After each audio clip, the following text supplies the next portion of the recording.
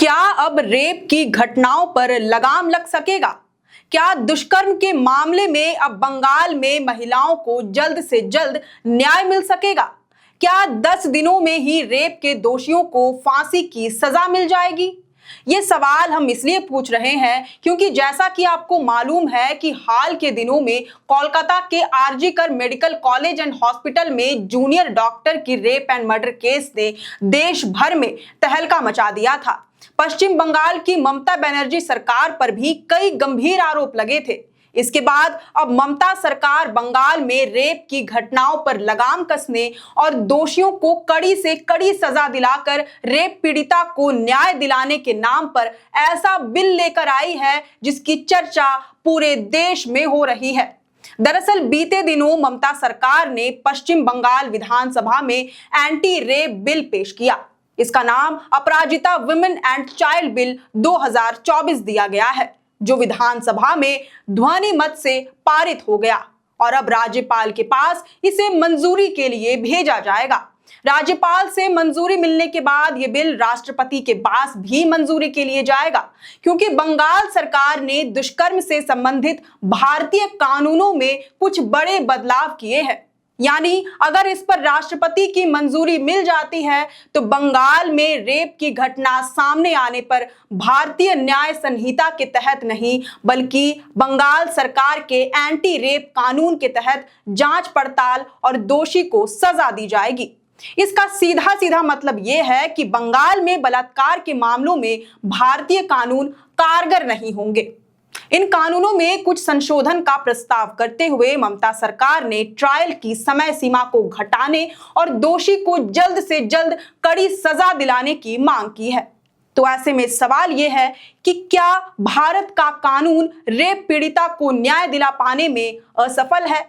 बंगाल सरकार का यह बिल जो कानून में तब्दील होने जा रहा है, यह देश भर में रेप के दोषियों के लिए मिसाल बन पाएगा? क्या इन बदलावों से बंगाल में रेप होना बंद या कम हो जाएंगे? इसे समझने के लिए पहले तो आपको इसके प्रावधानों पर नजर दौड़ाना जरूरी है। मतलब ये जानना जरूरी है कि बिल में क्या क्या कहा गया है और ये खुद को भारतीय कानून से कैसे अलग करता है। दरअसल बिल में कहा गया है कि रेप के मामले में 21 दिनों में जांच पूरी हो जानी चाहिए। हालांकि अगर 21 दिनों में जांच पूरी नहीं हो पाई तो इसे ज्यादा से ज्यादा 15 दिनों के लिए बढ़ाया जा सकता है, लेकिन ये तभी हो सकेगा जब एसपी या उसके स्तर का कोई अधिकारी इसके लिए आवेदन देगा।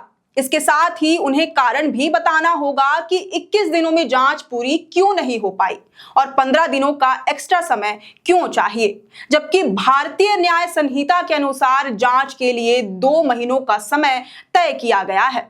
वहीं बंगाल के एंटी रेप बिल में यह भी कहा गया है कि दुष्कर्म मामले में दोषी को सीधे उम्र कैद की सजा से लेकर फांसी तक दी जा सकती है, जबकि भारतीय कानून के अनुसार कम से कम 10 साल जेल की सजा का प्रावधान है, जिसे उम्र कैद तक बढ़ाया जा सकता है।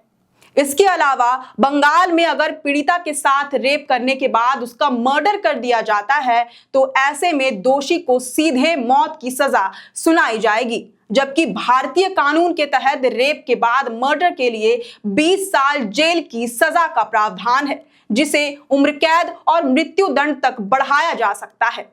वहीं गैंगरेप के मामले में बंगाल सरकार के बिल में उल्लेख है कि सभी दोषियों को कम से कम उम्र कैद की सजा होगी। साथ ही इसमें मौत की सजा का प्रावधान भी शामिल है, जबकि भारतीय न्याय संहिता के अनुसार गैंगरेप के मामले में सभी दोषियों को कम से कम 20 साल जेल की सजा का प्रावधान है, जिसे आजीवन कारावास तक बढ़ाया जा सकता है। अगर पीड़िता नाबालिग है यानी कि 18 वर्ष से कम उम्र की है तो ऐसे में सभी दोषियों को उम्र कैद से लेकर फांसी तक सजा दी जा सकती है। इसके अतिरिक्त पीड़िता की पहचान उजागर करने पर बंगाल सरकार के बिल में दोषी को 3 से 5 साल जेल की सजा का प्रावधान है, जबकि बीएनएस के तहत ऐसे मामलों में दोषी को 2 साल की जेल की सजा दी जाएगी।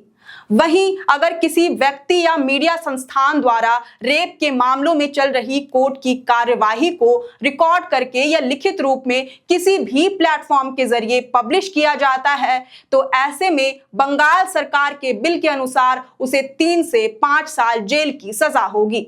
अलग से जुर्माना भी लगाया जाएगा। जबकि बीएनएस के अनुसार ऐसे मामले में व्यक्ति या मीडिया संस्थान के ऊपर एक्शन लेते हुए 2 साल जेल की सजा के साथ साथ अलग से जुर्माना भी लगाया जा सकता है। कंफर्म नहीं है लेकिन लगाया जा सकता है। बंगाल सरकार के एंटी रेप बिल में एक और बड़ी दिलचस्प बात का जिक्र है।